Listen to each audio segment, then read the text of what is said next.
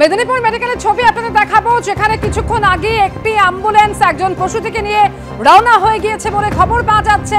অন্যদিকে প্রসূতির পরিবারের সদস্যরা তারা সেখানে রয়েছেন এবং তারা যেটা অভিযোগ করছেন যে হাসপাতালের তরফ থেকে প্রসূতিকে যে স্থানান্তরিত করা হবে এসএসকেএমে, সেই বিষয়ে কিছুই জানানো হয়নি। এর আগেই আপনাদের দেখিয়েছি যে এই অভিযোগটা করা হচ্ছিল তাদের তরফে। ঠিক কি হচ্ছে এই মুহূর্তে মেদিনীপুর মেডিকেলে সরাসরি জানবো। সৌমেন চক্রবর্তী রয়েছেন আমাদের সঙ্গে। সৌমেন, ঠিক কি হচ্ছে এই মুহূর্তে মেদিনীপুর মেডিকেলে? কি অভিযোগ রোগীর পরিবারের?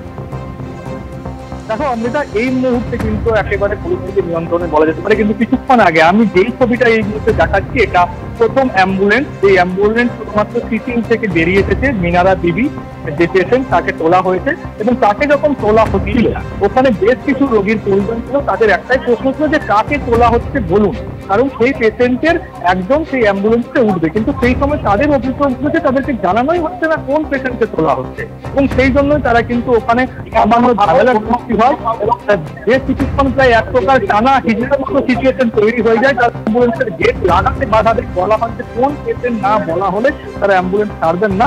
তারপরে যখন জানা যায় যে কোন পেশেন্ট, অর্থাৎ মিনারা বিবি, তার এক আত্মীয় সেই গাড়িতে ওঠে এবং তারপর সেই অ্যাম্বুলেন্স কিন্তু এই মুহূর্তে বেরিয়ে এসে সিসিউর বাইরে দাঁড়িয়ে রয়েছে এবং দ্বিতীয় অ্যাম্বুলেন্স দ্বিতীয় পেশেন্টকে তোলার জন্য সিসিউর সামনে গিয়েছে। এবং যেই ছবিটা এই মুহূর্তে দেখাচ্ছি, এটা কিন্তু প্রথম অ্যাম্বুলেন্স, দ্বিতীয় অ্যাম্বুলেন্সে পেশেন্ট তোলা হচ্ছে এবং দ্বিতীয় অ্যাম্বুলেন্সের পর তৃতীয় অ্যাম্বুলেন্সে পেশেন্ট তোলা হবে। তারপরেই কিন্তু এখান থেকে একসাথে 3টে অ্যাম্বুলেন্স একই সাথে বেরোবে এবং সেই মতো কিন্তু তৈরি রয়েছে সমস্ত বিষয়। এবং যে ঝামেলার কথা বলছিলাম, যে একটু আগে উত্তেজনা সৃষ্টি হয়েছিল, রীতিমতো ক্ষিপ্ত ছিল, যেহেতু রোগীর পরিজনেরা 3-4 দিন ধরে জানতেই পারছিলেন না তাদের পেশেন্ট কেমন রয়েছে, তাদেরকে দেখতে দেওয়া হচ্ছিল না, সেই ক্ষোভ ছিল।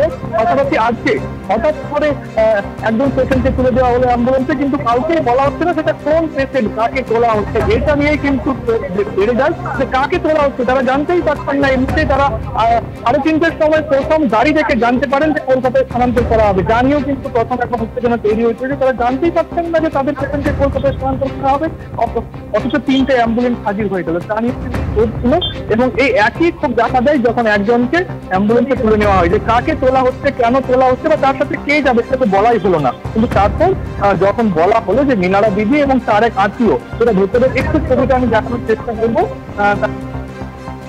অর্থাৎ হাসপাতাল কর্তৃপক্ষের তরফ থেকে তাদেরকে স্পষ্টভাবে বলা হচ্ছে না, এই অভিযোগ করছে প্রসূতির পরিবার।